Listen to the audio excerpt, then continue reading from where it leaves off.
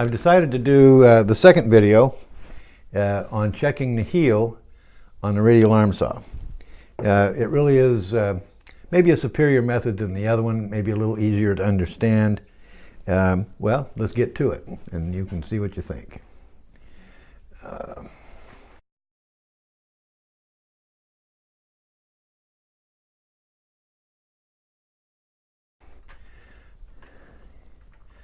There we go. Okay, so the first thing we have to have is this little jig, and you can do better than I did, I suppose. This little brace here, just make sure that this is at 90 degrees to the table. Not that I'm not so sure it matters. I made sure this was square, everything was square to the table. I'm not sure that matters either. So you place this against the fence back here, and this may seem a little bit dangerous, and it probably is, but I suspect that a feller should just take a little care and keep his hands out of the way. These are 3/8 inch dowels put into 3/8 inch holes, and originally they were sticking out about 2.5 inches. All right, so you need to get it on there, get it pushed down, hold it down good and tight to the table, push it over where you're going to cut just a little off of each one. I got to turn it on. Okay, so now that way and this way. Turn it off. If you got a brake, use it. Now pull this forward, and it just barely misses because the teeth, the kerf is wider than the plate of the blade. So you pull it by and you look at that gap, and it's very, very tiny. Same gap here. Pull it over to this one. Same gap. Same gap. Okay? Now, when you spin this, it's not going to rub because the kerf is thicker than the blade. So no rubbing. So and that gap, when I look at that gap, I don't know how close the human eye can really see, but that's pretty close. So I'm gonna just use a little weight here and tap that over. But I'm going to hold it down and tap it over just a little bit to get it a little bit closer. And I'm a little bit closer. The gap is almost completely gone. It's almost completely gone there. Almost completely gone there. You heard that? It hit the tooth. Okay, but it doesn't hit the plate. So I'm going to tap that over just a pinch. All right. Still not touching anywhere. Still not touching anywhere. So the heel, this way, twisting around like that, is set perfectly. Now, again, that is accomplished right here.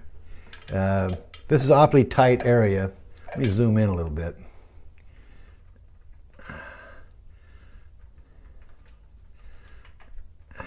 This is pretty tight right in here to get a wrench in. I had to use a 1/2 inch socket. So again, you loosen those up until it's free, then you tighten it back down till it just holds it in place. Loosen this one up, tap it right back in, and then tighten it back up until it just holds. All right? Now it's almost ready to adjust if this were out. Then you'd have to loosen your yoke handle, your yoke lock a little. I only loosen it about halfway. I want to keep a little pressure between here and here. I don't want this thing to be completely loose. Then I get a block of wood like this and tap the handle of the saw whichever way it has to go. Everything is snug, but it's not tight. And so it'll move, but it isn't going to move much. Okay, so a little tap, you know, and one way or the other. Then check it, and if you kind of like it, you tighten the yoke, tighten these nuts. All right, then spin the blade. Oop, I got them too tight there. Spin the blade.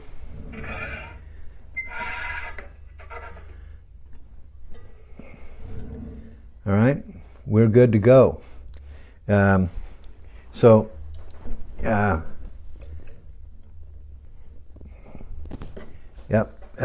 You'll also find that you'll need whenever you loosen the yoke and move the head around, the yoke around, that you'll need to push down on that pin as you tighten the yoke, and that way you'll get the same results every time. Oop, there we go. Okay, so you'll get the same results every time, and you might also find that each time you do it, you'll need to either twist the yoke one way or the other in order to get the same results every time. On mine, I have to give it just a little twist to the right, like you were tightening a bolt, righty tighty, lefty loosey. I have to give it a little bit. Of light pressure to pull that in. The other thing was that when I went to adjust this, I could not move the yoke far enough to get rid of the heel. So I had to take this housing completely off. I had to take the nut off, and there's two holes here, and those holes need to be elongated holes, more like slots than round holes. So I had to take, let me just get it. I had to take a round, I think they call it a rat tail file. I had to take this rat tail file here, and I had to open these holes up. I had to make them longer in order to get the final adjustment. It only took 5-6 minutes the whole time, or maybe 10, to take this off, open up the holes. They're made out of aluminum. Open up the holes, and then put the thing back, and then start. I had to start the adjustment process all over, but not much because this yoke was still locked. And so when I screwed these bolts in, back in, the pin more or less centered itself up. So I didn't have to do much readjusting even after elongating these holes. Well, that's it. You just need this jig, and these dowels that stick out, they need to be high enough to where they just clear where this pin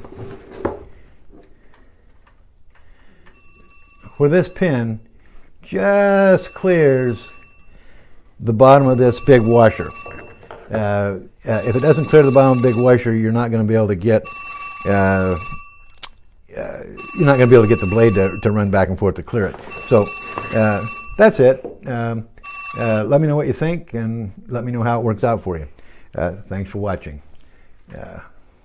And I look forward to making another video on the Radial Arm Saw, because these things make me smile.